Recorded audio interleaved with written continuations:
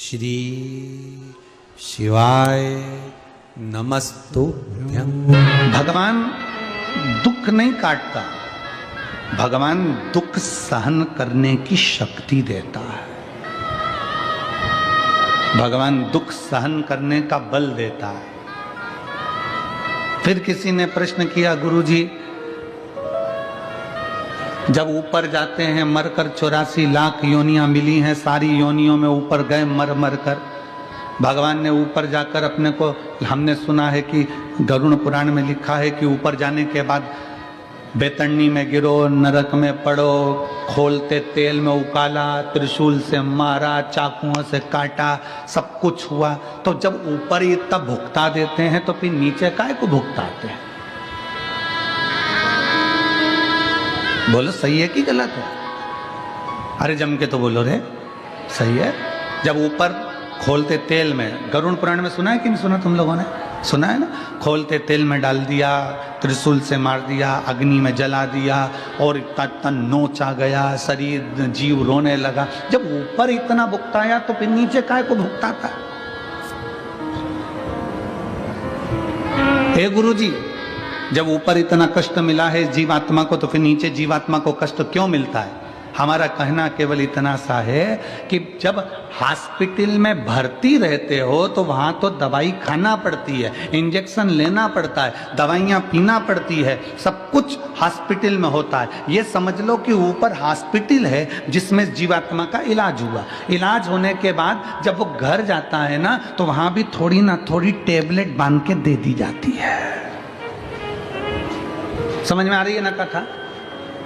वो हॉस्पिटल है जहां हम भोग कर आए, और भोग कर आने के बाद वहां के डॉक्टर ने, धर्मराज ने, यमराज ने थोड़ी बहुत टेबलेट बांध कर दे दी कि अब ये नीचे जाएगा तो सुबह शाम ये दवाई मिलती रहेगी, मतलब कहीं ना कहीं दुख प्राप्त होता रहेगा। तो बस उसी तरह डॉक्टर ने कह दिया घर जाकर ये दवाई लेना पड़ेगी, तो डॉक्टर से कहो डॉक्टर साहब मैंने हॉस्पिटल में इतनी दवाई खा ली, अब घर की क्यों दे रहे हो? नहीं, घर का डोज तो देना पड़ेगा, घर पे जाओगे तो ये दवाई तो लेना पड़ेगी, ऐसा तो करना पड़ेगा। उसी तरह जीवात्मा ने कहा जब हम इतना ऊपर भुगत लिए, हमें खोलते तेल में डाल दिया, अग्नि में पटक दिया, पानी में पटक दिया, हमें नोच नोच के खा गए, ऊपर हमें नरक में इतना भुगताया गया, अब नीचे क्यों भुगता रहे हो? तो भगवान ने कहा चिंता मत कर, हॉस्पिटल से छुट्टी करी है तो घर की टेबलेट देकर भेजा है, थोड़ा तो नीचे जाकर भी भोगना पड़ेगा।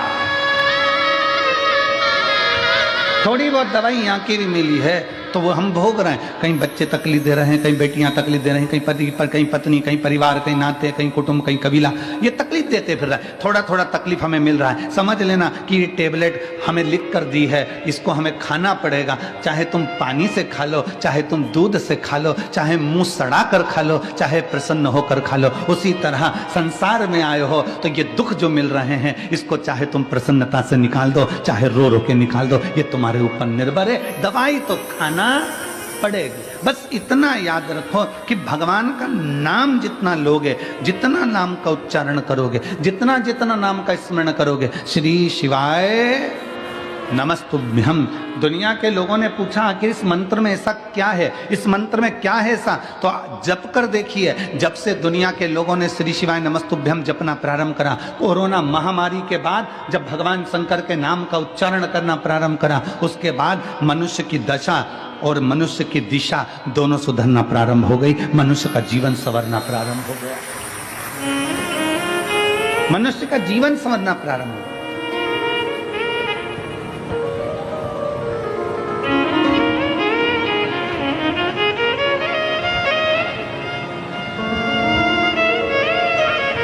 भगवान का नाम लेने से क्या होता है? तो कहा स्मरण होता है। स्मरण, नाम का स्मरण होगा तो हृदय में रमण होगा।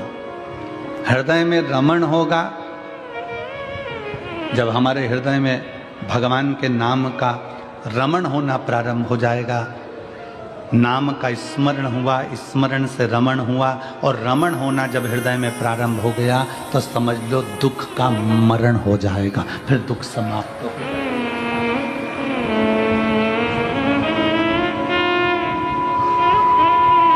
फिर दुख समाप्त होगा। दुख का मरण ही परमात्मा के नाम का स्मरण है।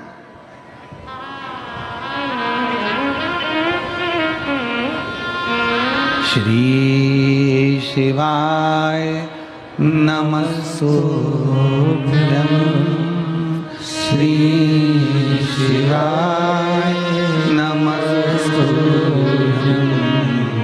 श्री शिवाय नमस्तुभ्यं। श्री शिवाय नमस्तुभ्यं। श्री शिवाय नमस्तुभ्यं। श्री शिवाय नमस्तुभ्यं। श्री शिवाय नमस्तुभ्यं।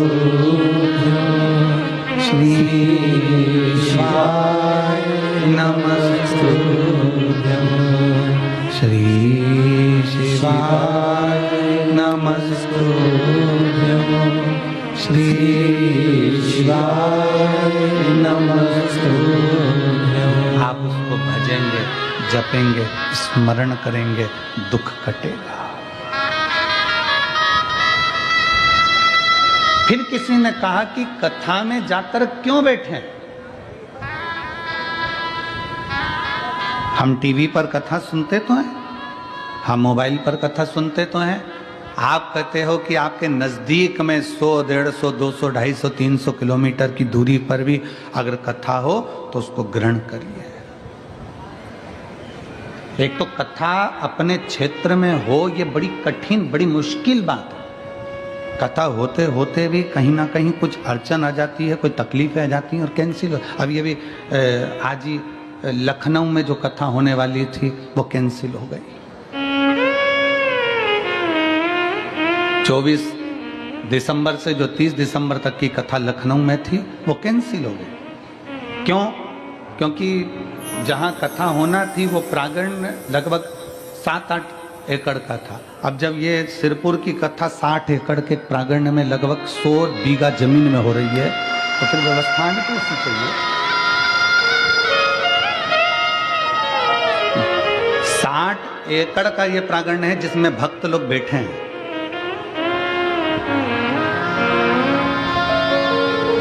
सौ बीघा जमीन के अंदर अंदर ये पूरी व्यवस्था करी गई।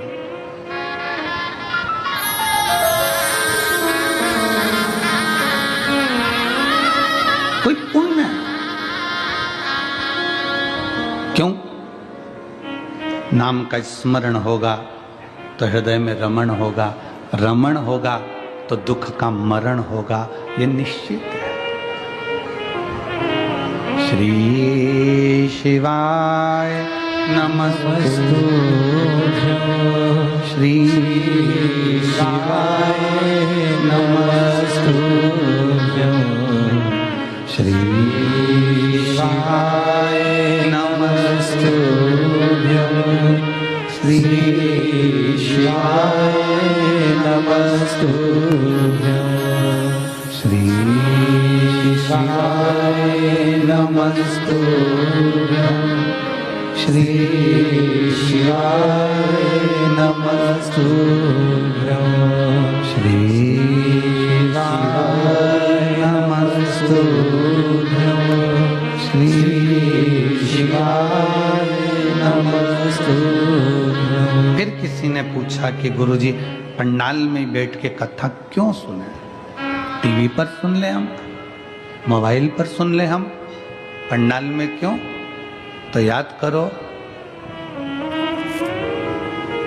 3.5 करोड़ रोम छिद्र ये मनुष्य के शरीर में 3.5 करोड़ रोम छिद्र हैं इस मनुष्य के शरीर में। बारीक बारीक रोमों को अगर ये पूरे शरीर के एक एक रोमों को गिना जाए तो 3.5 करोड़ रोम पूरे शरीर में है। कितने हैं? जम के बोलो जरा। 3.5 करोड़ रोम छिद्र मनुष्य के शरीर में। अग्नि पुराण में एक प्रसंग मिलता है कि पूछा गया कि ये 3.5 करोड़ रोम छिद्र परमात्मा ने मानव के शरीर में क्यों दिए? तो कहा गया, अग्नि पुराण कहती है कि 3.5 करोड़ बार मनुष्य को एक दिन में भगवान का नाम लेना पड़ेगा तब तरेगा। अब मेरी जीजियों, मेरे जीजाओं, मेरी बेटियों, मेरे बेटाओं, मेरी माताओं, मेरे भाई, जितने आस्था चैनल पर सुन रहे हैं, जितने फेसबुक यूट्यूब पर सुन रहे हैं और जितने पंडाल में सुन रहे हैं, आप और हमसे भी कोई पूछेगा कि गुरुजी आपने 3.5 करोड़ बार क्या भगवान का नाम कभी लिया है? आपने लिया है 3.5 करोड़ बार एक दिन में भगवान का नाम? जम के बोलो जरा। कोई संत, साधु, सन्यासी, तपस्वी भी नहीं होगा जो एक दिन में 3.5 करोड़ बार भगवान का नाम ले। तो अग्नि पुराण में आया कि ये मनुष्य तो 3.5 करोड़ बार भगवान का नाम ले ही नहीं पाएगा, फिर इसका क्या होगा? और शास्त्र कहता है जिसने 3.5 करोड़ बार भगवान का नाम ले लिया तो उसके दुख भगवान धीरे धीरे काटना चालू कर देता है। तो फिर ये 3.5 करोड़ बार बोल ही नहीं पाएगा तो इसका दुख भी नहीं कटेगा। तो फिर अग्नि पुराण ने कहा कि एक काम हो सकता है। शंकर जी बोले पार्वती से, पार्वती 3.5 करोड़ बार कोई अकेला बैठ कर नाम नहीं ले सकता, तो कथा के मंडप में जाकर बैठ जाए। जब कथा के मंडप में किसी नाम का उच्चारण होगा, सब एक साथ बोलेंगे, ताली भी बजाएंगे, वो अक्षर जब एक एक के मुंह से निकलेगा, आपस में टकराएगा, छार छार हो जाएगा, तो 3.5 करोड़ रोम छिद्र में समा जाएगा और उसका कल्याण होगा।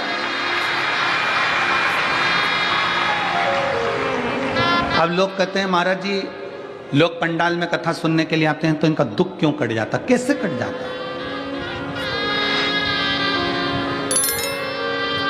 इनका दुख कटता कैसे है?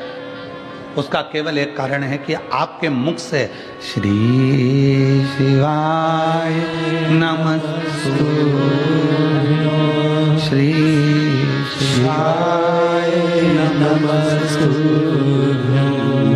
श्री शिवाय नमस्तुभ्यं, श्री शिवाय नमस्तुभ्यं, श्री शिवाय नमस्तुभ्यं,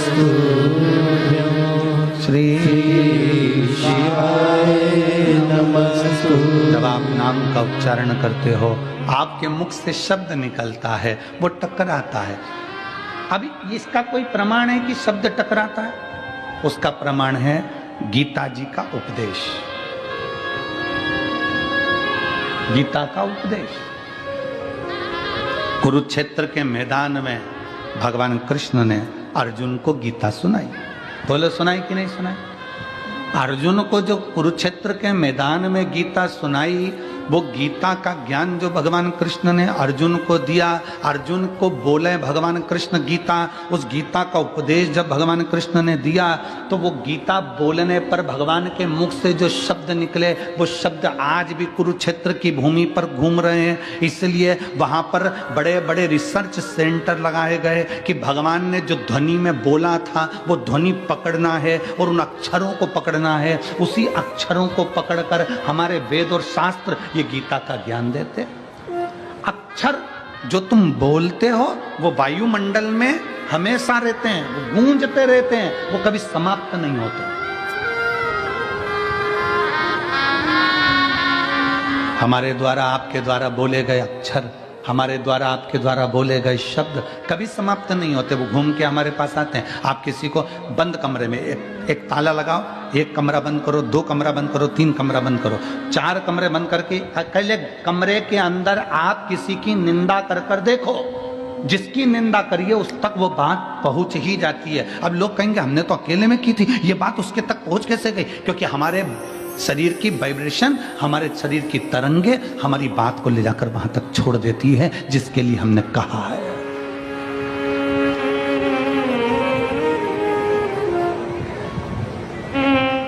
हमारे शरीर की वाइब्रेशन, हमारे शरीर की तरंगे वहां तक ले जाकर छोड़ देती है जिसके लिए हमने अपशब्द कहा। आप किसी को गाली देकर देखो, चलो जाने तो आपका कोई नौकर हो ना, आप अपने घर पे बैठ के नौकर कोई कुछ अपशब्द कह के देख ले, नौकर नहीं है वहां पर, परंतु उस नौकर को मालूम पड़ जाएगा कि मेरे सेठ के मुख में मेरे सेठ ने मेरे लिए कुछ कहा, मेरे सेठ के दिमाग में कुछ चल रहा है।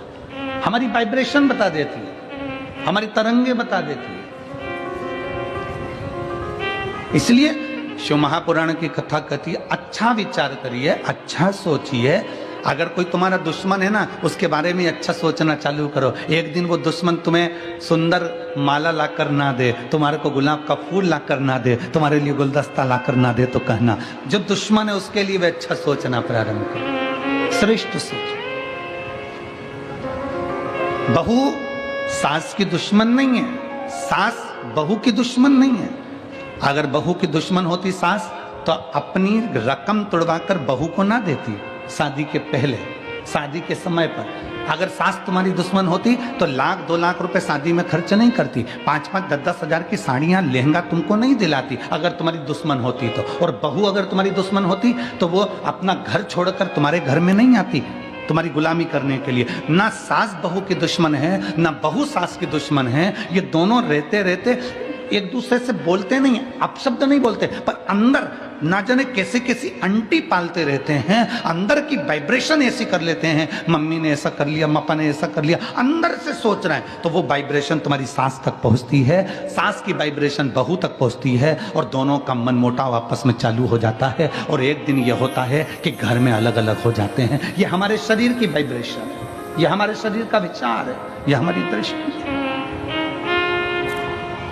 आप अच्छा सोचो ना।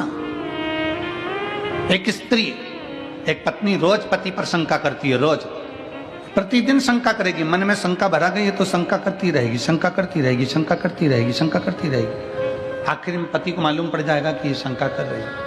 पति शंका करेगा तो मालूम पड़ जाएगा कि पत्नी शंका कर रही है। ये हमारी वाइब्रेशन है हमारे शरीर की जो वहां तक पहुंचा दी। ये हमारे शरीर की वाइब्रेशन है जो वहां तक पहुंच रही है। शिव पुराण कहती है अच्छा सोचिए, जब हम भगवान का नाम जाप करते हैं तो वो मंत्र टूटता है जब आपस में टकरा कर। तो जितने शिव भक्त यहाँ बैठकर कथा कर तत्व ग्रहण कर रहे हैं, लाखों शिव भक्त भगवान शंकर की कथा सुन रहे हैं। कोई टीवी के माध्यम से, कोई मोबाइल के माध्यम से कथा सुन रहा है, और जब वो भी मंत्र का जाप करता है तो उसकी वाइब्रेशन उस तक पहुंचती है और उन सब का कल्याण हो जाता है, जो चाहे टीवी पे सुने चाहे मोबाइल पर सुने। श्री शिवाय नमस्तु, श्री शिवाय नमस्तु, सब बोलिए श्री शिवाय नमस्तु, श्री शिवाय नमस्तु, श्री शिवाय नमस्तु, श्री शिवाय नमस्तु। ये हमारे शरीर की तरंगे हमें वहां तक लेकर जा रही हैं। हमारे भीतर की तरंगे हमें वहां तक लेकर जा रही हैं।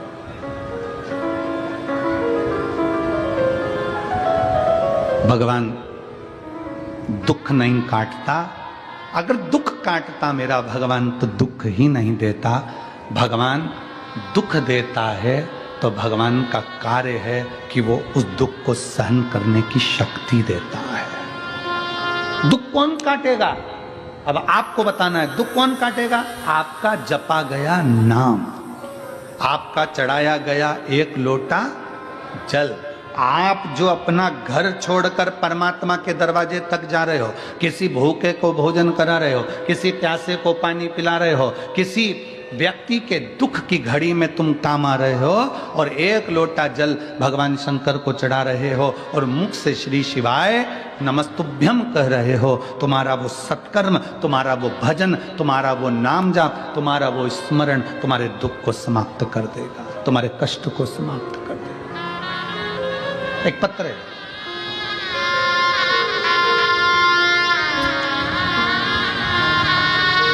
शांताराम छगन पाटिल, मुकाम पोस्ट धानोरा, तहसील चोपड़ा, जिला जलगांव। कहीं बैठे हों तो हाथ हिला सकते हैं। अगर कहीं बैठे हों तो हाथ हिला सकते हैं, और अगर बैठे हों तो साथ में अगर बाबू आया हो तो उसको लेकर भी आ सकते हैं। मेरा नाम शांताराम, पत्र को आप लोग एलईडी पर पढ़ें, आस्था चैनल पर पढ़ें। शांताराम छगन पाटिल, मुकाम पोस्ट धानोरा, तहसील चोपड़ा, जिला जलगांव। मेरा मोबाइल नंबर ये है। मेरा लड़का हिमांशु शांताराम पाटिल, उम्र 14 साल। उसकी गर्दन इधर उधर घूम नहीं रही थी। 14 साल से उसकी गर्दन एक जगह स्टिक रहती थी, घूमती नहीं थी। हमने उसे संभाजी नगर में लेकर गए, एमआरआई करवाई। डॉक्टर ने कहा कि उसका तुरंत ऑपरेशन करना पड़ेगा। फिर हम उसे मुंबई के लीलावती अस्पताल में लेकर गए। डॉक्टर का नाम नहीं दिखाना है। और लीलावती अस्पताल में जब लेकर गए, ऑपरेशन की तारीख आ गई 18/10/2023। ऑपरेशन की तारीख 18/10/2023 आई। 12 मंगलवार को ऑपरेशन करवाया। सर्जरी हुई, सर्जरी अच्छे से हो गई। लेकिन कुछ देर बाद लड़का आईसीयू में चला गया और उसे वेंटिलेटर पर डाल दिया गया। वेंटिलेटर पर डाला, 5 महीने तक लड़के को वेंटिलेटर पर रखा। 5 महीने बाद वेंटिलेटर पर रखा और मालूम पड़ा कि बाद में डॉक्टर ने 5 महीने बाद मृत घोषित कर दिया। इस पत्र को आप लोग पढ़ सकते हैं एलईडी के माध्यम से। 5 महीने तक उसको वेंटिलेटर पर रखा और 5 महीने के बाद डॉक्टर ने उसे मृत घोषित कर दिया। 5 महीने बाद लड़का मर गया, उसे मृत घोषित कर दिया गया। लेकिन मेरी पत्नी ने डॉक्टर से कहा मेरा लड़का अच्छा है, मेरे घर उसे मुझे जिंदा ही लेकर जाना है, तुम इसका इलाज और करो। डॉक्टर ने कहा यह मर चुका है, इसको ले जाओ, ये मर चुका है, इसको ले जाओ। पत्नी कहती नहीं, 4 दिन इसको रखो, मैं 4 दिन बाद इसको लेकर जाऊंगी, भले बॉडी रखो पर 4 दिन रखो इसको। लड़के को छोड़ा, वहीं छोड़कर मेरी पत्नी सीहोर चली गई, वहीं मुंबई से कंकर शंकर लाने के लिए पहुंच गई। सीहोर गई, कंकर लाई, रुद्राक्ष का जल, वहां से रुद्राक्ष लाकर पहुंच गई। अब जाने के बाद करती क्या, डॉक्टर कह रहे हैं इसको ले जाओ। सामने हॉस्पिटल के ठीक सामने शिव जी का मंदिर है, उस मंदिर में जल चढ़ाती और अपने बेटे के शरीर पर लगा देती और मुंह में जल दे देती। डॉक्टर कहते इसको ले जाओ। 4 दिन, 5 दिन, 6 दिन निकल गए। डॉक्टर कहने लगे क्यों परेशान हो रही हो। ऐसा करते करते 42 दिन निकल गए। 42 दिन निकल गए। डॉक्टर कह रहे इसको ले जाओ, इसमें प्राण नहीं है। नहीं मानी। आखिरी में लड़के के शरीर में 42वें दिन हलचल चालू हो गई। 42वें दिन हलचल चालू हुई। और मैं क्या गुणगान करूं गुरुदेव, डॉक्टर भी आश्चर्य में पड़ गए कि जो मर चुका है वो जीवित कैसे हो सकता है। पत्नी कहती है उसका नाम कुबेरेश्वर महादेव है, वो देता जरूर है, खाली नहीं छोड़ता। बाबा, आज बाबा की मेहरबानी से मेरा लड़का ठीक हो गया। मैं उसको यहाँ कथा सुनने के लिए लेकर आई हूँ बाबा के पंडाल में।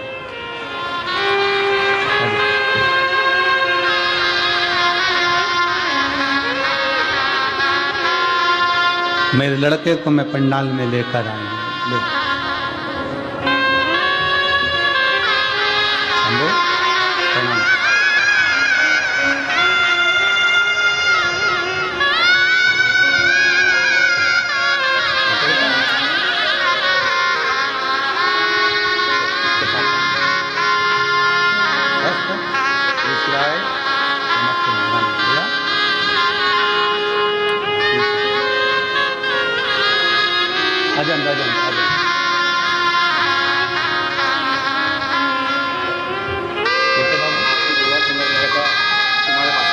बाबा की कृपा से, हमारी दुआ नहीं, शिव की कृपा। तो कह रहे हैं कि बच्चा इतना बीमार था तो मैं जलगांव की कथा में भी चले गया था और मैं नीचे से चिल्लाकर एक बेलपत्र मांग कर ले गया था। वही बेलपत्र बच्चे को दे दिया और आज बाबा की कृपा से खड़ा हुआ है। बीमारी में 33 लाख रुपए खर्च कर चुके हैं और बाबा की कृपा से आज ठीक होकर खड़ा है। दोनों हाथ उठाकर हर हर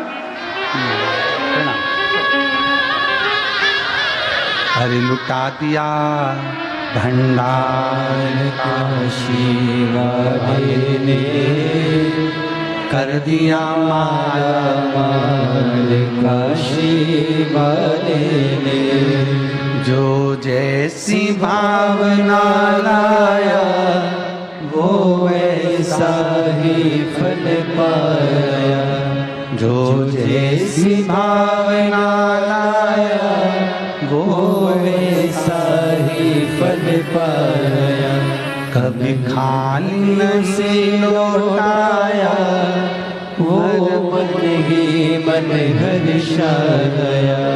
और कर दिया माला मान काशी वाले ने लुटा दिया भंडार काशी वाले ने। शिव की भक्ति में वो बल है, शिव की उपासना में वो बल है। अपना विश्वास न टूटने दे, अपना भरोसा न टूटने दे। उस बहन ने एक पत्र में लिखा है, मैं डॉक्टरों को भी धन्यवाद देती हूं जिन डॉक्टरों ने भी हिम्मत नहीं हारी और हमारा साथ दिया। हमने कल भी कथा के में कहा था कि डॉक्टर शंकर का एक रूप होते हैं। किसी ढोंग ढकोसले में मत पड़ो। अगर कोई बच्चा बीमार होता है, पत्नी बीमार होती है, पति बीमार होता है, माता पिता बीमार होते हैं, कहीं झाड़ा फूकी में मत जाओ, डॉक्टर के पास जाओ, डॉक्टर से जांच करवाओ, चेकअप करवाओ, वो इलाज की गोलियां दे, दवाई दे, इंजेक्शन दे, बोतल दे, वो सब ले और साथ में एक लोटा जल शंकर जी पे भरोसा करते रहो, क्योंकि अकाल मृत्यु वो मरे जो काम करे चंडाल का, काल उसका क्या बिगाड़े जो भक्त हो महाकाल। उसकी आराधना करते हरा। एक पत्र और है,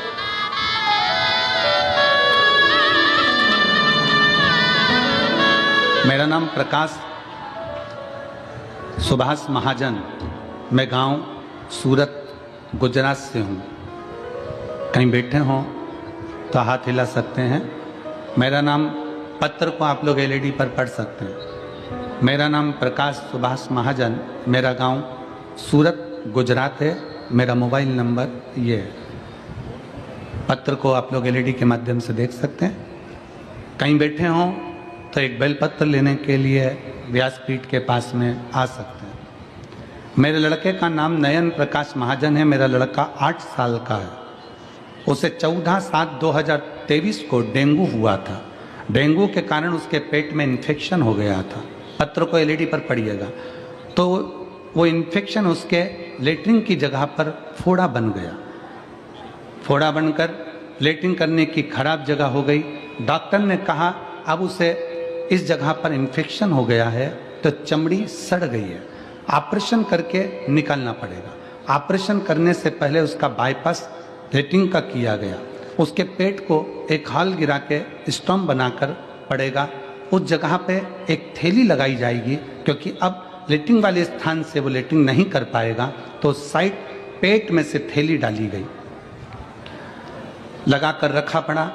सिर्फ 8 साल का लड़का वो थैली को लेकर स्कूल कैसे जाता? डॉक्टर ने कहा इसकी ये थैली अब कभी निकल नहीं सकती, क्योंकि स्थान नीचे से बहुत सड़ चुका है और वहाँ पूरा स्थान बेकार हो गया। ऑपरेशन करने के 5 दिन बाद हमने उसको लेटरिन करने की जगह से रिपोर्ट निकलवाई, तो डॉक्टर ने कहा उसको लेटरिन करने की जगह पे मांस नहीं बना है, अब ये थैली उसके साथ में रहेगी। अहमदाबाद की रिपोर्टें निकाली गई, वहाँ पे भी हमें निराशा ही मिली। वहाँ के डॉक्टरों ने भी कह दिया अब लेटरिन की थैली की ज़िंदगी भर लगाना पड़ेगी। अब ये थैली ज़िंदगी भर लगाना पड़ेगी। तो मैं घर आके रोने लगा, तो मेरे माँ ने कहा बेटा रो मत, सब ठीक होगा। सियोर वाला गुरुजी कहता है 1 लोटा जल सारी समस्या का हल। तो गुरुदेव मेरी माँ ने कहा तुम लड़के को लेकर अपन सीहोर चलते हैं। कुबरेश्वर बाबा के धर्मधाम पर आए, बाबा को 1 लोटा जल चढ़ाना प्रारंभ करा। हम सीहोर में 3 दिन तक रुके।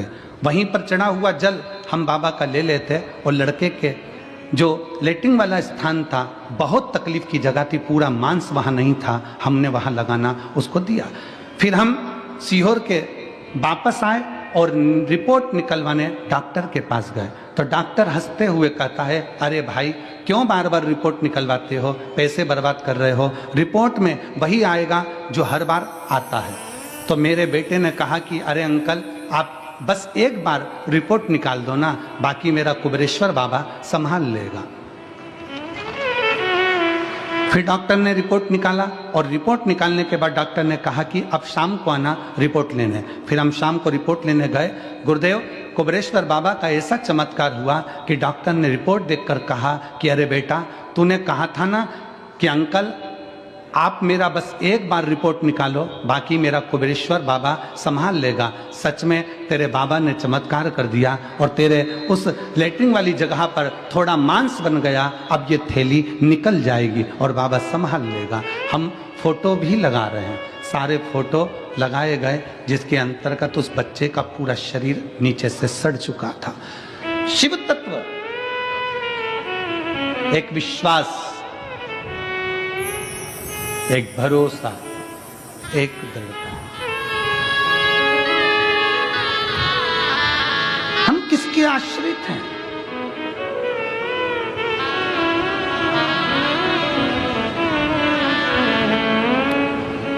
दुख कौन काटेगा?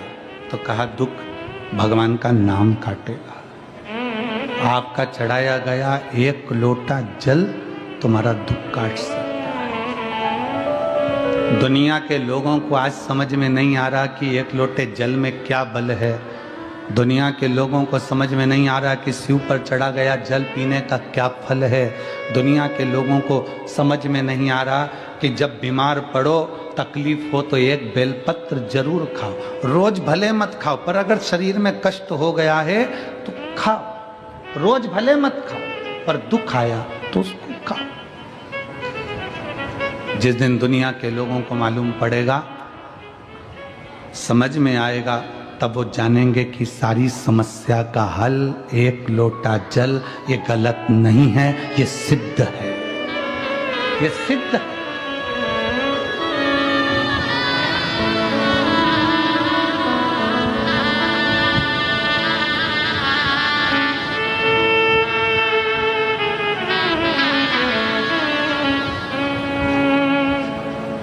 बस उसको पाना है,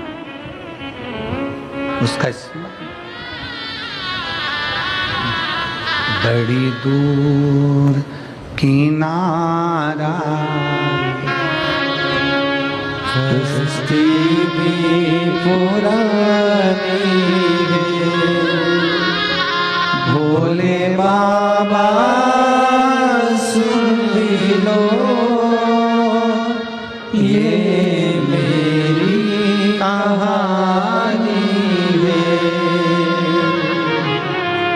बड़ी दूर किनारा है, कश्ती भी पुरानी है, भोले बाबा सुन भी लो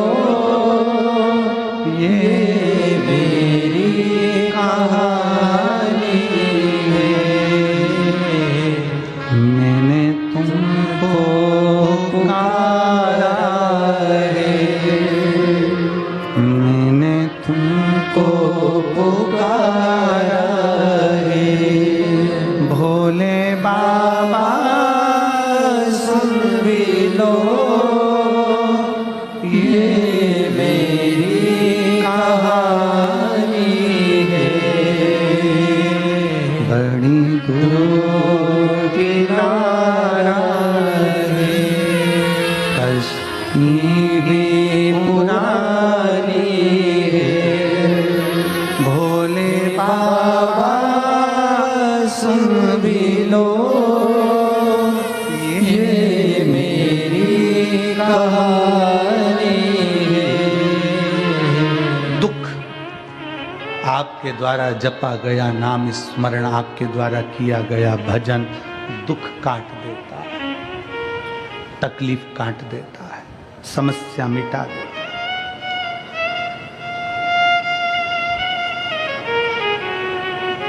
ए मेरी सिरपुर की जीजियों, मेरे सिरपुर के जीजाओं, मेरी माताओं, मेरी बेटियों, बेटाओं, मेरी जीजियों, जब जिंदगी में दुख आए किसी के सामने जाकर मत रो। जाना है घर में से लोटा भर कर पानी भरो। श्री शिवाय नमस्तुभ्यं, श्री शिवाय नमस्तुभ्यं। एक लोटा पानी घर में से भरो, उस जल को लेकर महादेव के मंदिर में जाओ। जपते जपते अपने दिल की बात बाबा के जल चढ़ाते चढ़ाते कह दो। बहुत ज़्यादा अगर दुख है तो उत्तर की ओर मुख, मतलब जहाँ से जल निकलता है,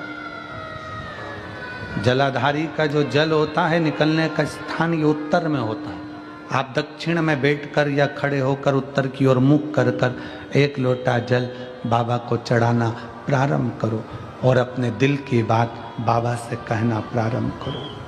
और अगर तकलीफ ज़्यादा है, बहुत ज़्यादा समस्याओं में घिरे हो, तो उत्तर की ओर खड़े होकर तो जल चढ़ाओ और उत्तर की ओर से जल चढ़ाने के बाद फिर वापस सामने आ जाओ और जहाँ से जल बहता है उस स्थान पर अपनी 3 उंगली रखकर और हथेली को, जहाँ से पानी नीचे बहकर जाता है उस हथेली को वहाँ रखकर एक बार अपने दिल की बात बाबा से जरूर कहो और वो हथेली को फिर अपने हृदय से लगाकर श्री शिवाय नमस्तुभ्यं, श्री शिवाय नमस्तुभ्यं। अपने हृदय से बाबा को हथेली का स्मरण कराकर लगाकर बोलकर फिर उस हथेली को अपने हृदय से लगाइए। विश्वास करता है मेरा बाबा 3 महीने भी नहीं लगने देगा और जल्दी से वो कार्य सफल कर देगा। 3 महीने भी नहीं लगने देगा। अब इसमें क्या लगा आपका? केवल एक लोटा। क्या लगा? एक लोटा।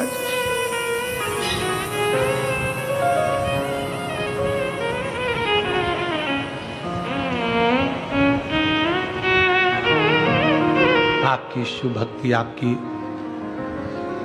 भगवान शंकर की अविरल भक्ति शिव के करीब में ले जाती है।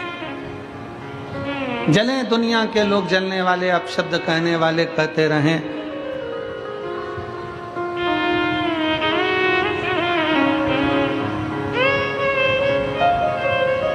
उनका काम है जलना, उनका काम है अपशब्द कहना, कहते रहेंगे। वो कहते हैं ना, तुम जलन बरकरार रखो, जलवा मेरा महादेव बरकरार रखेगा। तुम जलन बरकरार रखो, जलवा मेरा महादेव बरकरार रखेगा। दुनिया जलती रहे, जले, तुम मेरे बाबा को एक लोटा जल पूरी श्रद्धा के साथ, पूर्ण विश्वास के साथ, पूर्ण भरोसे के साथ, पूर्ण भरोसे।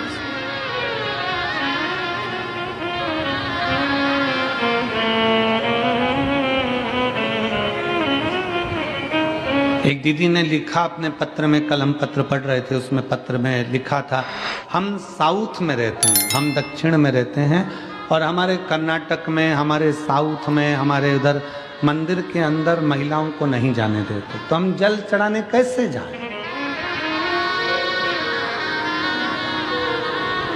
साउथ में हमें मंदिर के अंदर जल चढ़ाने नहीं जाने देते, तो हम कैसे जाएं? तो मेरा उन दीदियों से निवेदन है, मंदिर में जल चढ़ाने का मना करते हैं, बेलपत्री के पेड़ के नीचे तो जल चढ़ाने का मना नहीं करते, उसके नीचे चढ़ाएं। और अगर बेलपत्र के पेड़ के नीचे जल चढ़ाने का मना करें तो अपने घर के बगीचे में मिट्टी को थोड़ा सा ऊंचा करिए, शिवलिंग जैसा निर्माण करिए, जल चढ़ा दीजिए, फिर अलग से एक लोटा जल और चढ़ा दीजिए, तो वहीं विसर्जन भी हो जाएगा और जल भी चढ़ जाएगा। दिल मन चंगा तो कठोते में गंगा।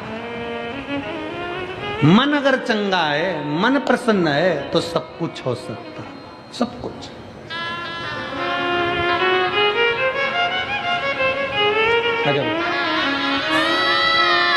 अगर मन चंगा है तो सब कुछ हो सकता है।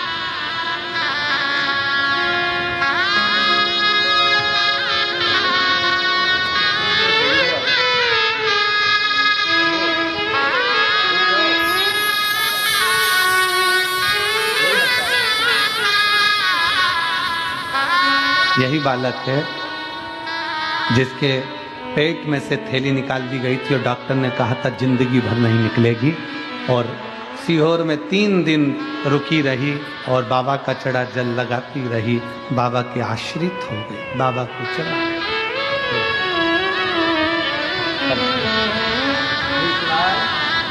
तो ध्यान,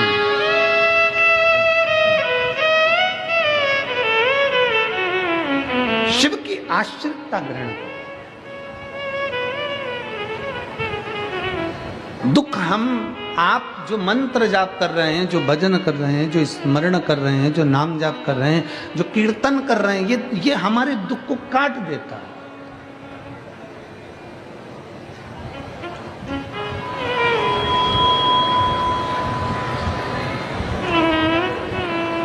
कई लोग कहते हैं गुरुजी हम दिन रात भगवान का भजन करते रहते हैं, दिन रात हम भगवान को पुकारते रहते हैं, दिन रात हम भगवान की भक्ति करते रहते हैं।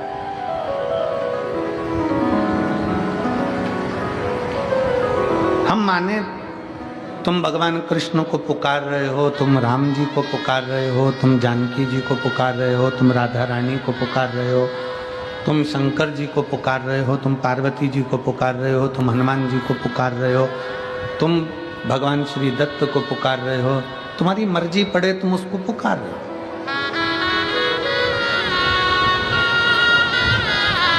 चौबीस घंटे माला पकड़कर बैठे हो,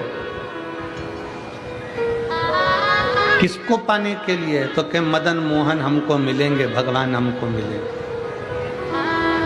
परशु महापुराण की कथा कहती है मद और मोह ये दोनों जाएगा तब तो मदन मोहन आएगा। जब मद और मोह ही नहीं जाएगा तो मदन मोहन कहां से आएगा? हमारे भीतर का अहंकार जाए, हमारे भीतर की अहमता जाए, हमारे भीतर का लोभ जाए, तृष्णा जाए, तब बाहर भगवान अंदर। कल हम प्रसंग सुन रहे थे, दक्ष प्रजापति का प्रसंग स्मरण कर रहे थे। दक्ष प्रजापति शिव जी को कितना आड़ा टेढ़ा बोला, शंकर भगवान को कितने कितने अपशब्द दक्ष प्रजापति ने कहे, और आखिरी में दक्ष प्रजापति ने कह दिया शंकर तुम शमशान में निवास करो। कितना कितना अपशब्द कहा गया, कितना कितना ताना दिया गया, कितनी कितनी अपशब्द बोले गए, और आखिरी में कह दिया गया कि शंकर तुम शमशान का निवास करो। अब जितने लोग बैठे हैं, जितने शिव भक्त बैठे हैं, जरा विचार करिएगा। दक्ष प्रजापति ने अपनी कन्या सती का विवाह शिव जी के साथ करा।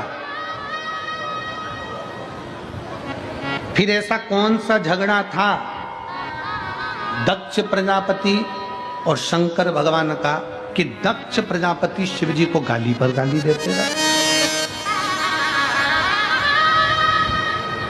ऐसा कौन सा कारण था कि दक्ष प्रजापति का अपना खुद का शीश शंकर भगवान ने कटवा दिया? ऐसा कौन सा कर्म का भोग दक्ष प्रजापति को भोगना पड़ा कि दक्ष प्रजापति के प्राण छूट गए, शीश अग्नि में जाकर गिर गया और बकरे का मुंह लग गया? ये कर्म दंड नहीं तो और क्या है? क्यों, किस लिए? कौन सी गलती दक्ष प्रजापति ने ऐसी कर दी? कौन सी गलती? फिर निवेदन है, जो पहले कहा आज फिर कह रहा है कि मत बुरे कर्म कर बंदे, वरना पछताएगा। सब बोलो सब, वरना पछताएगा और भगवान की आंखों से तू बच नहीं पाएगा, तू बच नहीं पाएगा। कौन सा कर्म दक्ष प्रजापति ने कर दिया था जिसके कारण बस दक्ष प्रजापति शंकर के द्रोही हो गए थे? कौन सा कर्म दक्ष प्रजापति ने कर दिया था जिसके कारण दक्ष प्रजापति का सिर कट गया था? कौन सा कर्म दक्ष प्रजापति ने कर दिया था कि दक्ष प्रजापति का सिर कटकर अग्नि में गिर गया था? कौन सा कर्म दक्ष प्रजापति ने कर दिया था कि दक्ष प्रजापति का पूरा यज्ञ नष्ट हो गया था? कौन सा कर्म दक्ष प्रजापति ने कर दिया था कि दक्ष प्रजापति का पूरा जितना राज्य भवन था वो सब नष्ट हो गया था? कर्म कौन सा करा था? केवल एक काम दक्ष प्रजापति ने गलत किया था। शायद आप भी वो गलत काम ना कर देते। कौन सा काम करा था दक्ष प्रजापति ने गलत? और भूल से भी अगर वो काम हमारा हो जाता है तो व्यक्ति को जीते जी इस कर्म का दंड तो उसको भोगना ही पड़ता है। जैसे दक्ष प्रजापति स्वयं भोगे, सती के पिता थे तो भी भोगना पड़ रहा। कौन सा कर्म था? चरित्र आता है, बड़ा सुंदर प्रसंग। एक बार दुर्वासा ऋषि मां जगत जननी जगदम्बा की आराधना में लीन, और दुर्वासा बाबा ने मां जगत जननी जगदम्बा की आराधना करी, बहुत बहुत तप किया। जगत जननी दर्शन देने नहीं है,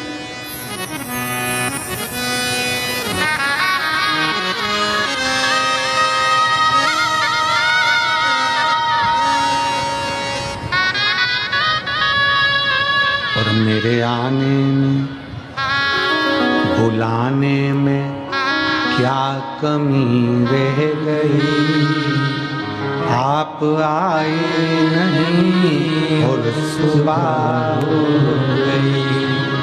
कौन सी कमी रह गई?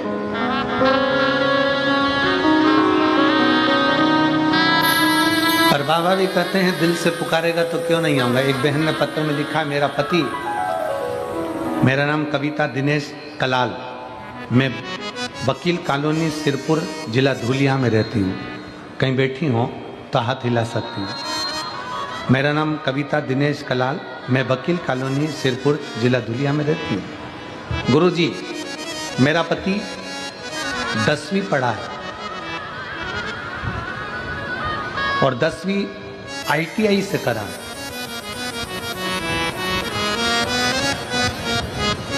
13 साल मेरा पति प्राइवेट काम करता रहा पर सरकारी कुछ नहीं था। क्या गुरुजी पत्र में जीजी लिख रही है, पति कहता है क्या 10वीं पास को 10वीं में पढ़ने वाले को भी क्या सरकारी नौकरी मिल सकती? पत्नी ने कहा कि मैं शिव पुराण की कथा सुनती हूँ और गुरुजी बोलते हैं कि शंकर देने में पीछे नहीं हटता। एक काम करते हैं, सियोरवाला महाराज की कथा मालेगांव में हो रही है और मालेगांव में आपकी कथा तब थी तो मैं पति के साथ वहां गई और मेरे पति को कहा कि बाबा का आशीर्वाद देते हैं। शिव महापुराण में जो पंडाल में बैठकर कथा सुनता है उसको भगवान कृपा करता है, ये मैंने अपने पति से कहा। मेरे पति को कहा कि बाबा आशीर्वाद देते हैं। तब दोनों मिलकर जब बाबा श्री शिवाय नमस्तुभ्यम बोलेंगे ना तो अपन दोनों हाथ जोड़कर आंख बंद कर कर दोनों आशीर्वाद लेंगे। आप भी बोलना कि दुख काटना, हम भी बोलेंगे दुख काटना, और बाबा बीच में जो अपने मन की बात होती है ना वही कहना। दोनों पति पत्नी ने साझा कर लिया कि अपन मांगेंगे तो ये मांगेंगे कि मेरी सरकारी नौकरी लग जाए। पत्नी ने भी कह दिया पति से कि तुम भी यही मांगना कि तुम्हारी नौकरी लग जाए। मैं भी मांगूंगी पंडाल में बैठकर मालेगांव की कथा में कि तुम्हारी नौकरी लग जाए। पति ने कहा आंख बंद करके बोलने से काम हो जाएगा कि हाँ सबका होता है, क्यों नहीं होगा, चलो। मालेगांव की कथा में गए, बैठे, कथा श्रवण करी। बीच में श्री शिवाय नमस्तुभ्यम आया, हाथ जोड़कर प्रणाम कर कर बाबा से विनय करा और अपने मन की बात कहकर आ गए। गुरुजी 1.5 महीना भी नहीं हुआ, आज मेरा पति सरकारी जॉब में पूर्ण तरह से पक्के में 2024 मार्च के महीने में परमानेंट कॉलेज में स्थायी रूप से सर्विस करने लगे। मैं बाबा को प्रणाम करने के लिए आई हूँ। कहीं बैठी हूँ तो हाथ हिला सकते। शिव तत्व है।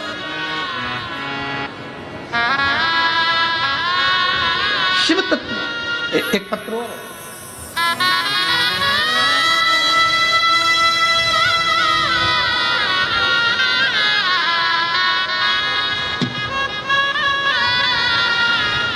पहले इस शरीर को देखिए आस्था चैनल पर, पूरा शरीर देखिएगा आस्था चैनल पर। जिस शरीर का एक भी अंग, केवल हाथ की उंगलियां छोड़कर पांव तक ये पूरा शरीर जला हुआ है, जिसको आप चैनल के माध्यम से देख रहे हैं। इस शरीर की आंख, नाक, मुख, छाती से लेकर पांव तक केवल हाथ की कुछ उंगलियां छूटी है, बाकी का पूरा शरीर जला हुआ है, जिसको आप आस्था चैनल पर देख रहे हैं। अब पत्र का स्मरण करें। मैं राजपाल कोमल सिंह सिसोदिया राजपूत हूँ, ग्राम जातोड़ा, तहसील सिरपुर, जिला धुलिया की रहने वाली हूँ। कहीं बैठी हो तो बेलपत्र लेने के लिए आ सकती हैं। आप ही हैं? ऐसा हाथ हिला दो एक बार, वापिस हाथ हिलाओ। आ जाइए, एक बेलपत्र लेकर चले आइए। मैं राजपाल कोमल सिंह सिसोदिया राजपूत, ग्राम जातोड़ा, तहसील सिरपुर, जिला धुलिया, महाराष्ट्र का रहने वाला हूँ। मेरी उम्र 21 साल है। पहले मैं पूर्णतः नास्तिक था, भगवान की भक्ति और पूजन पाठ नहीं मानता था। अगर कोई बाबा उनके कारनामों के बारे में बोलता था तो मैं चिढ़ जाता था। उसके लिए मैं आपकी और सनातन धर्म से माफ़ी मांगता हूँ। 23 मार्च 2023 को हमारे घर पर बहुत बड़ा संकट आ गया। मेरी माता जी प्रमिलाबाई कोमल सिंह सिसोदिया, उनके ऊपर नहाते समय गर्म पानी की बड़ी टंकी फूट कर नीचे गिर गई। उकलता हुआ पानी बहुत ऊंचाई से जब उनके ऊपर गिरा तब उनका पूरा शरीर जल गया। मेरी माता जोर जोर से चिल्लाई, तब उन्हें भागते हुए पहुँचे और पानी में जैसे आलू के छिलके निकल जाते हैं, इतनी देर में तो उनके पूरे शरीर के छिलके निकलकर नीचे टपक गए। छिलके निकलकर अलग अलग हो गए। मेरी माता के गले में पांव तक सामने की तरफ पूरा की पूरा शरीर जल चुका था। सिरपुर में ही हमने हॉस्पिटल में लेकर भागे। सिरपुर ले गए। सिरपुर के डॉक्टरों ने देखते ही पिताजी के हस्ताक्षर करवा लिए और कहा कि इनको केवल 2 दिन ही रख पाएंगे, 2 दिन से ज़्यादा इनके अंदर जान नहीं है, इसके बाद ये मर जाएंगे, क्योंकि इनका शरीर पूरा जल चुका है और जला हुआ शरीर का पानी अंदर तक पहुंच चुका है, इसलिए वो अंदर से भी जल चुकी है। ये शरीर 2 दिन जिंदा रहेगा, इसके सिवा ज़्यादा नहीं। पहले हम उनको बार बार कहते रहे थोड़ा तो इलाज करिए, फिर उन्होंने इलाज करना प्रारंभ करा और तभी चाची जी, चाचा जी जो परिवार के सदस्य थे ज्वाइंट फैमिली में, सबने रोने लगे और मेरी बुआ जी वहीं पर खड़ी थी। तो मेरी बुआ बोली, तुम चिंता मत करो, कथा आती है दोपहर में टीवी पर, सियोर वाला महाराज कथा कहता है, अगर बन सके तो कहीं से रुद्राक्ष ले लो। नज़दीक में किसी के पास रुद्राक्ष था, वो पानी में गलाया गया, पानी शिवजी को चढ़ाया गया। वही पानी हमने हमारी माता के शरीर पर जो पट्टियां बंधी थी उस पर छींटना प्रारंभ करा। डॉक्टर मना करे, डॉक्टर ने तो 2 दिन दिए थे, 2 दिन में प्राण चले जाएंगे, पर बाबा की ऐसी कृपा हुई गुरुदेव कि वो जल छींट देते और जो छोटा सा मुंह खुला था हमारी माँ का, उसमें से 2 बूंद हम अंदर डाल देते। गुरुदेव बाबा की ऐसी कृपा हुई कि बाबा की कृपा से हमारी माता भी जिंदा हैं और शरीर पे जो खाल चली गई थी, बाबा की कृपा से वो वापिस आ गई। मैं बाबा को नमन करने के लिए आया। अब मेरे माता का जो दूसरा स्वरूप है उसका फोटो लगा रही हूँ, जो मेरी माता ठीक हो चुकी है और उसका पूरा शरीर ठीक हो गया है, जिसका फोटो आप लोग आस्था चैनल पर देख रहे हैं, जिसमें माता का पूरा शरीर ठीक हो चुका है। ये शिव और शिव की उदारता है।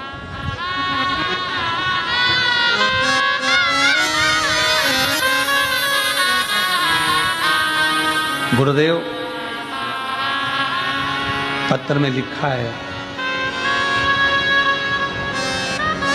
आज हम आपकी कथा सुनने आए हैं। बाबा का चमत्कार है कि बाबा मेरे विचारों को बदल दिया है।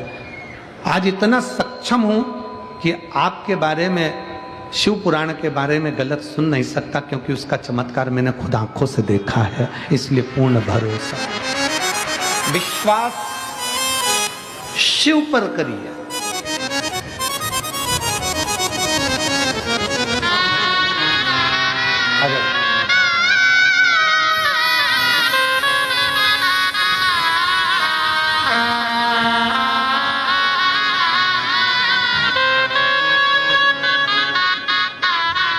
ये कविता जी निष्कला, जिनके पति की नौकरी लगी है, 10th ITI से थे और बाबा की कृपा से सरकारी जॉब लगी, उसके लिए बहुत बहुत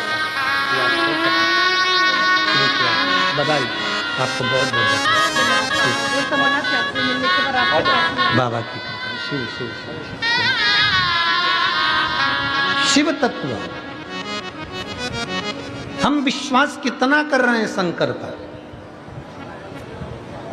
उस बच्चे ने अपनी एक लाइन में लिखा, डॉक्टर ने तो मना कर दिया था, 2 दिन दिए थे, सिग्नेचर भी हस्ताक्षर भी करा लिए थे, गारंटी नहीं है। पर मेरी चाची ने मुझसे कहा, डर मत, सीहोर वाला महाराज कहता है सारी समस्या का हल 1 लोटा जल।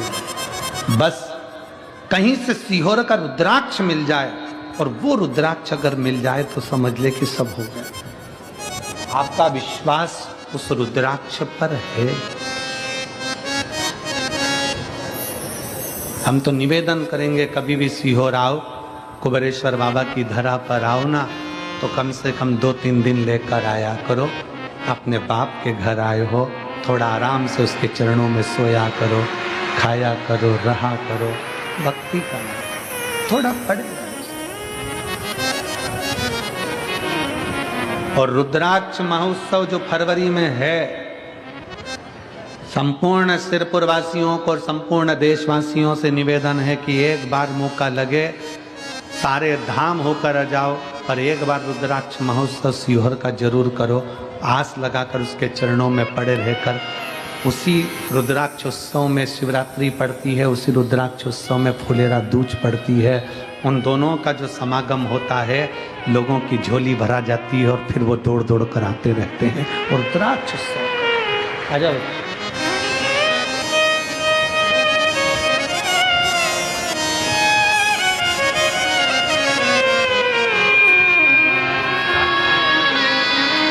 राज्यपाल कोमल सिंह सिसोदिया, आपने हिम्मत नहीं हारी बाबू, उसका बड़े नास्तिक का बाबा जी से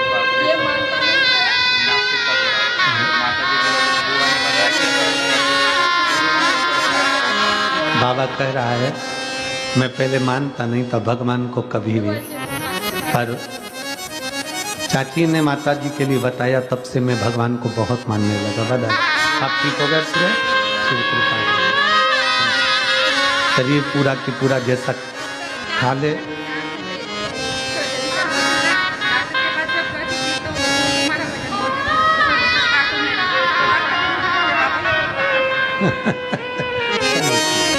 एक बारी दुआ प्रणाम प्रणाम।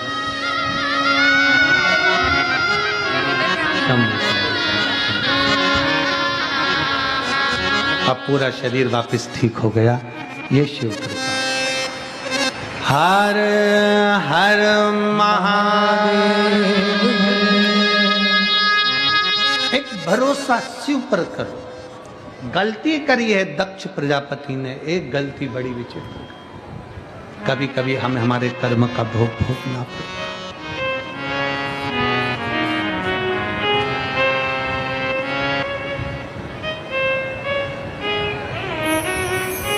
क्या गलती कर गए दक्ष प्रजापति? दुर्वासा जी ने माता जगदम्बा जगत जननी भवानी दुर्गा महारानी का तप साधना करी, भजन किया, कीर्तन किया। तप साधना करने पर दुर्वासा बाबा को भगवान माँ जगत जननी का दर्शन नहीं था। दुर्वासा जी को माँ जगदम्बा का दर्शन ही नहीं।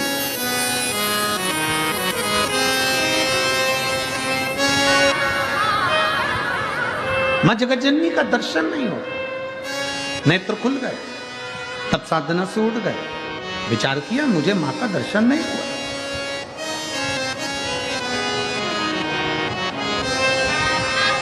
अब की बार दुर्वासा ऋषि ने विचार कर लिया, अब जब तक मुझे मां दुर्गा का दर्शन नहीं होता, हजारों वर्ष की तप साधना लग जाए तब करूंगा, पर उठूंगा नहीं। लग जाए हजारों वर्ष, लगना हो लग जाए। और मैं यजमान परिवार पाटिल जी आपको बहुत साधुवाद देता हूं कि हजारों वर्ष लग जाते हैं लोगों को तप साधना करने में, तब भगवान का दर्शन होता है। आपके भी पूर्वजों के कोई पुण्य प्रबल हुए होंगे तो यजमान पद आपने शिव पुराण का ग्रहण करना। साधुता है आपको, बहुत बहुत साधु, बहुत साधु, उसके लिए बहुत साधु।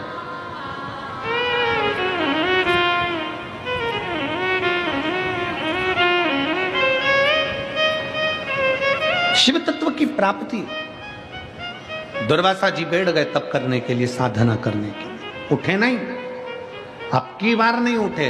मां जगत जननी को लगा जगदम्बा को ये उठता क्यों नहीं है, ये उठ क्यों नहीं रहा।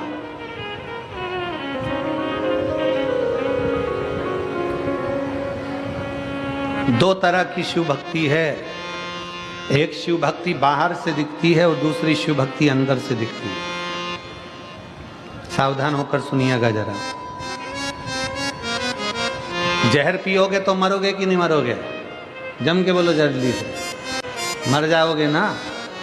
और अगर जहर मुंह में रख लो और कुल्ला करो और कुल्ला करके थूक दो,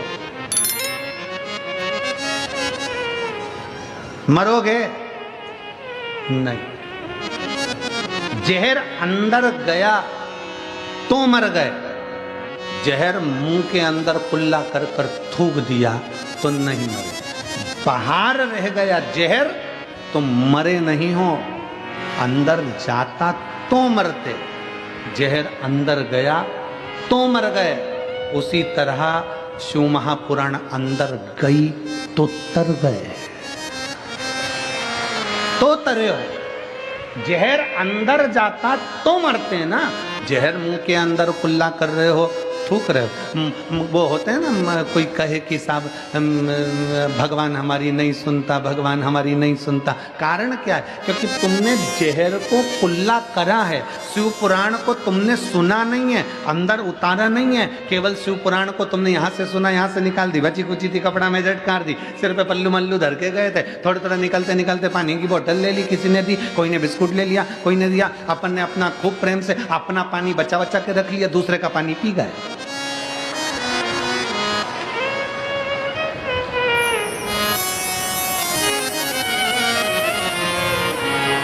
और फिर किसी से कहा हमने तो सिरपुर की कथा सुनी थी, भगवान ने हमारी तो सुनी ही नहीं, क्योंकि तुम पानी की बोतल में रह गए। दिल के अरमा आंसुओं में बह गए और तुम पानी की बोतल में रह गए। बस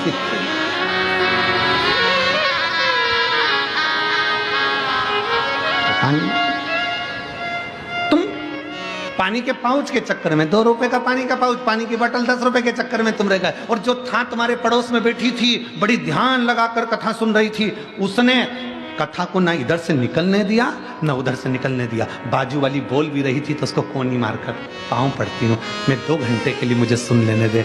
50 रुपए खर्च करके 500 रुपए सूरत से, एक बहन यहाँ कथा सुनने आती, सूरत से रोज आती है, सूरत से रोज जाती है, यहाँ से रोज जाती और रोज सूरत से कथा सुनने आती। मैं इतनी दूर से कथा सुनने आती, तेरे हाथ जोड़ती हूँ, थोड़ी देर चुप हो जा। पड़ोसन के पाँव पड़ लिए उसने, बस तू चुप हो जा थोड़ी देर, मुझे शंकर को भीतर उतारना है।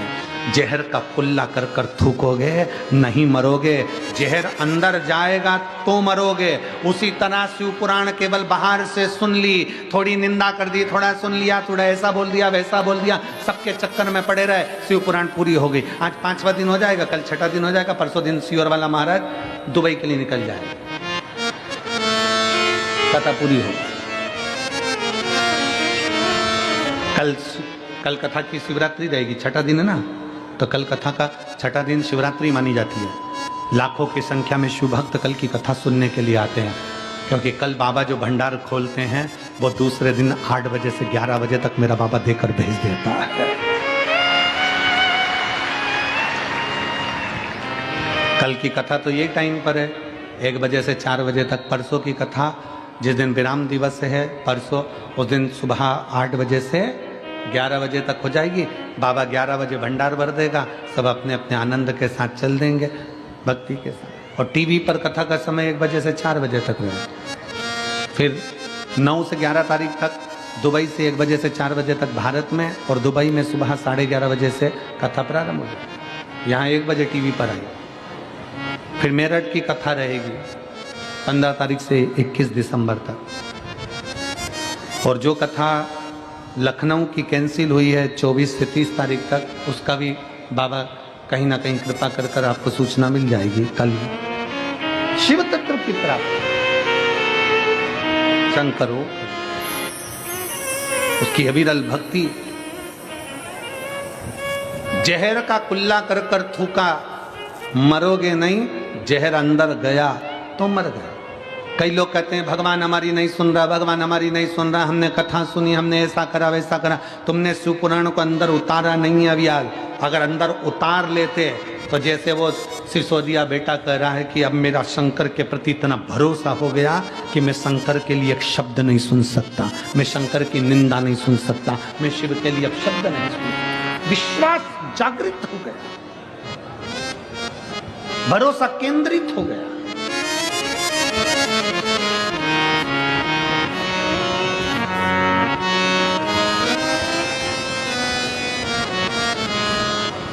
मुख में भर लिया जहर, कुल्ला कर कर थूक दिया, कौन असर कर रहा है? शिव महापुराण की कथा सुन ली, अंदर तो उतारी नहीं, कौन असर कर रही है? महाराज शंकर को ढूंढना पड़ता है, शिव को ढूंढना पड़ता है। शंकर को जितना चाहोगे दिल से, शंकर को उतना ढूंढो, उतना ढूंढो।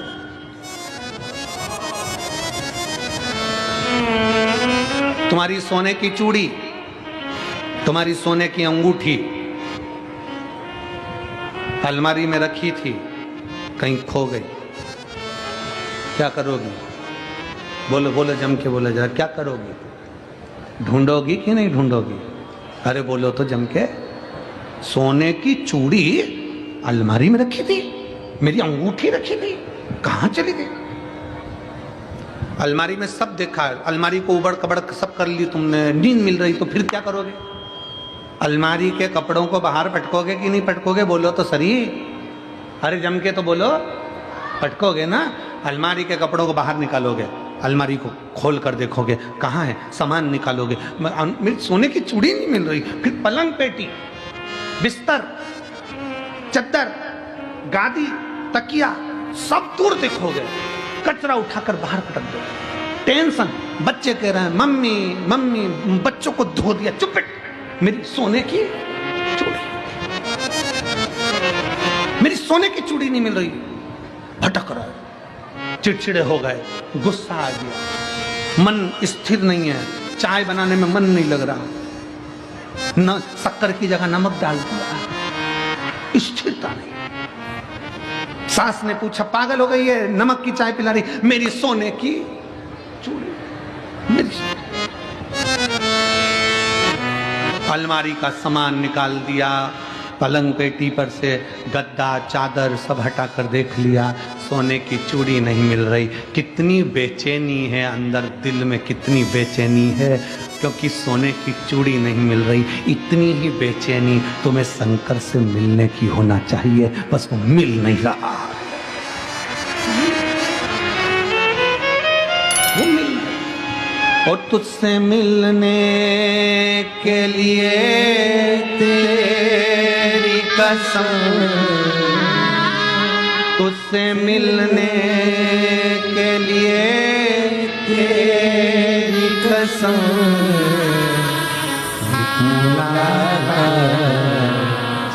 जरूरी। सोने की चूड़ी नहीं मिल रही, बेचैनी। अलमारी का सारा सामान निकाल दिया, फिर निवेदन है, जैसे चूड़ी को ढूंढने के लिए अलमारी के कपड़े निकाल कर फेंक दिए, फिर बाद में चूड़ी मिल गई, उसी तरह अपने भीतर से अहंकार निकाल कर फेंक दो, फिर शिव मिल जाएगा, शिव मिल जाएगा। और तुझसे मिलने के लिए तेरी कसम, तुझसे मिलने के लिए तेरी कसम, एक मुलाकात जरूरी है सनम। उससे मिलन हो जाए, केवल मिलन। सोने की चूड़ी नहीं मिल रही, अलमारी खाली, सामान फेंक दिया, बेडशीट फेंक दी, गद्दा देख लिया, बेचैनी होने लगी, दिल नहीं लग रहा, बच्चों को कूट दिया, सास को नमक की चाय पिला दी, बेचैनी, सब्जी लेने में मन नहीं, काम में मन नहीं, 2 दिन से तो डेंटिंग पेंटिंग भी नहीं करी, रोज 15 मिनट तक कांच के सामने खड़ी होकर डब्बा भरती थी, अब वो डब्बा भी नहीं भर रही, डब्बा भी नहीं भर रही, पेंसिल से लाइन खींचती, फिर धीरे धीरे वो उसको पोतती, पूरा डब्बा भरती, अब डब्बा भी नहीं। क्यों? मेरी सोने की बेचैनी अंदर से। खानो नहीं भावे मने, पीनो नहीं भावे, दौड़ दौड़ मन सत्य चूड़ी में जावे, जावे, चूड़ी में सुहा नहीं रहा, कुछ भी नहीं सुहा रहा।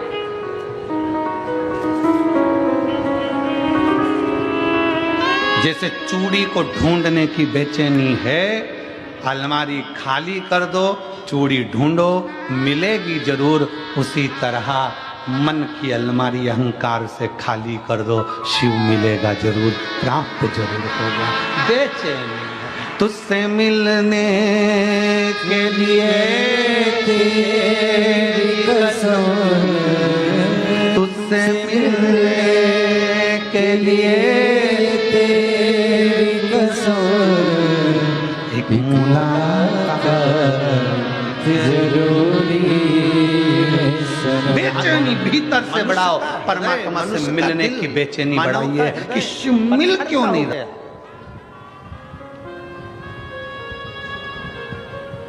पहले के समय में गांव में अगर कोई हाथी आ जाता तो उसको रोटी देते, गांव में कुत्ता आ गया, कोई जानवर आ गया, कोई पशु आ गया, उसको रोटी दे देते। अब एक कलिकाल में, कलयुग में, पड़ोस में पड़ोसी के बच्चे भूखे सो रहे हैं और एक पड़ोसी को नहीं मालूम कि उसके बच्चे 2 दिन से कुछ नहीं खाए। बड़े बड़े शहरों में, बड़ी बड़ी सिटियों में, एक ही फ्लैट में लोग रह रहे हैं, पड़ोस के फ्लैट में कौन कितने दिन से बीमार है, कौन एक रोटी के निवाले के लिए तरस रहा है, किसी को नहीं मालूम पड़ता।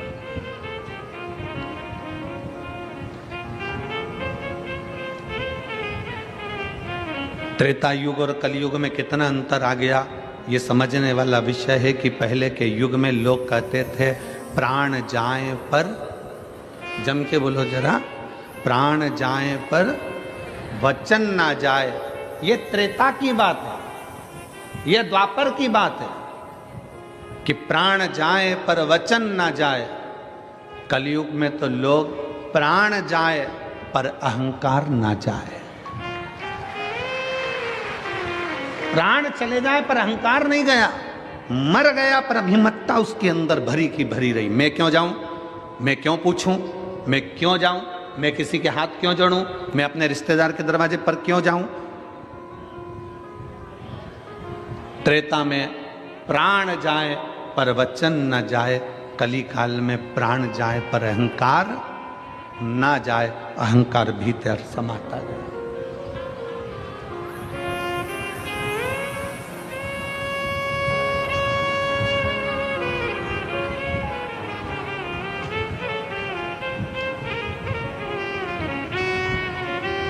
कभी आपको गर्व होना चाहिए,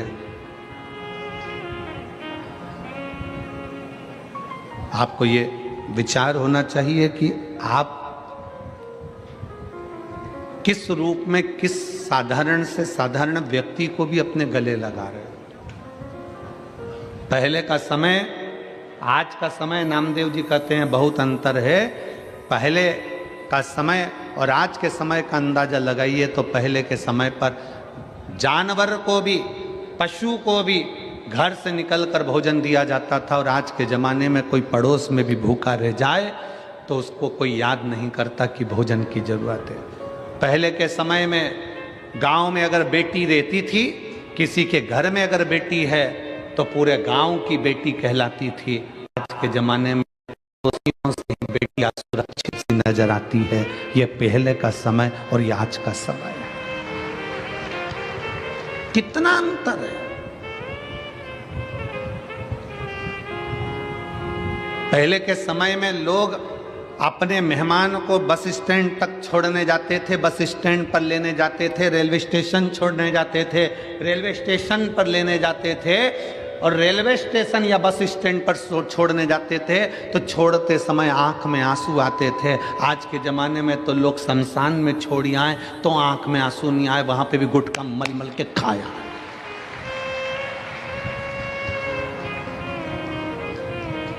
शमशान में मुर्दा जल रहा है और ये वहाँ बैठकर तंबाकू मल के खा रहा है, उसकी आंख में आंसू नहीं है। पहले के समय में किसी मेहमान को छोड़ने जाते थे तो आंख में आंसू आते थे। बोलो रे जी सही है कि गलत? कहाँ गया सब? किस जगह चले गया वो समय? कहां पर पहुंच गया वो समय?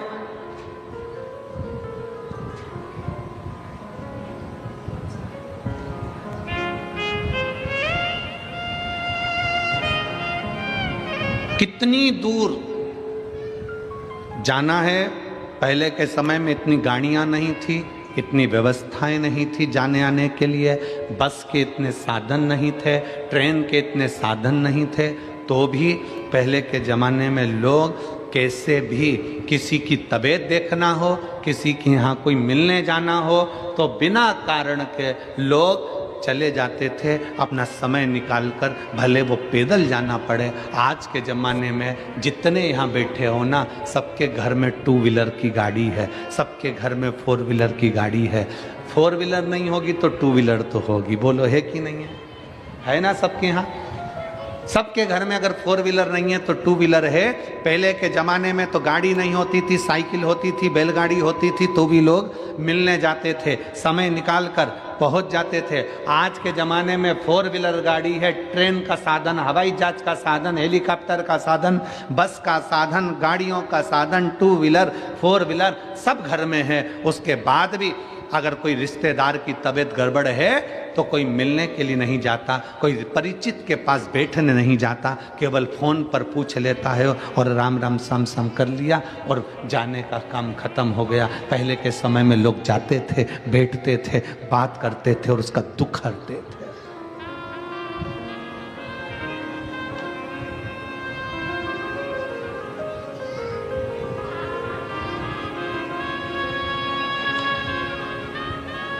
दुख हरते थे। हृदय में थोड़ा सा भी अगर दुख होता था किसी के तो उससे मिलने पहुंच जाते थे। बोलो सही है कि गलत है? पहले के समय में घर में इतने कपड़े नहीं होते थे, इतनी अलमारियां भरी नहीं होती थी। पहले के समय में घर में इतने कपड़े नहीं होते थे, फिर भी घर में रहने वाला गरीब भी अपना पूरा तन ढक कर रहता था, और आज पूरी अलमारी भरी होती है और व्यक्ति नंगा घूमता है।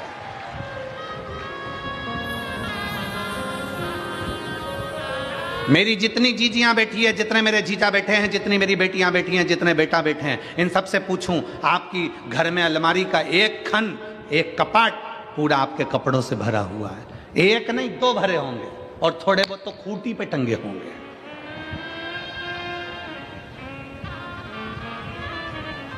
पहले के जमाने में कपड़े नहीं थे तो भी गरीब से गरीब व्यक्ति भी अपना पूरा तन ढककर चलता था, तन ढका करता था।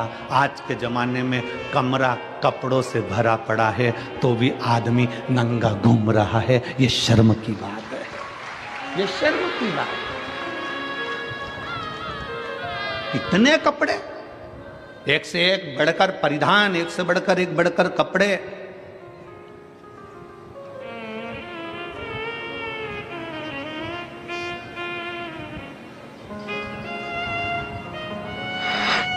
मैं महाराष्ट्र की मेरी जीजियों को, मैं संपूर्ण देश की मेरी बेटियों को, मेरी माताओं को हाथ जोड़ नमन कर कर प्रणाम करता हूं कि आप हमारी संस्कृति और सभ्यता को बनाए हुए हो, संस्कार को दे रहे हो। आप आज भी सभ्यता और संस्कृति और संस्कारों की दैनी इस भारत माता के संस्कारों को दुनिया तक पहुंचा रहे हो।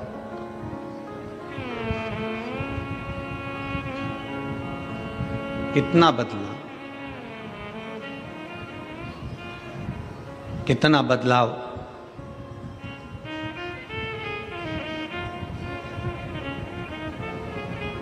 नामदेव जी कहते हैं तुम्हारे जो शब्द हैं ना, ये शब्द ठीक नहीं है। तुम क्या कह रहे हो? अगर ईश्वर है तो दिखता क्यों नहीं? ये तो पत्थर की मूर्ति है जिसका तुम गुणगान गा रहे हो, जिसका तुम विनय कर रहे हो। नामदेव जी ने कहा भगवान का शरीर पत्थर का है पर इंसान का तो दिल पत्थर है। पत्थर दिल है, इसलिए भगवान की मूर्ति भी पत्थर की नजर आ रही है। जिस दिन दिल कोमल होता उस दिन मेरा शंकर भी कोमल नजर आता, मेरा शिव भी कोमल नजर आता।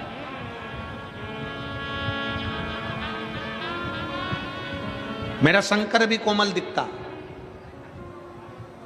हमारे मन, हमारे विचार, हमारी सोच हमें परमात्मा के करीब में लेकर जाती है। हमारे विचार हमें शंकर के करीब में लेकर जाते हैं। हम कितने अच्छे विचार लेकर जिंदगी के इन पहलुओं में आगे बढ़ेंगे तो हम उन्नति की ओर बढ़ते चले जाएंगे।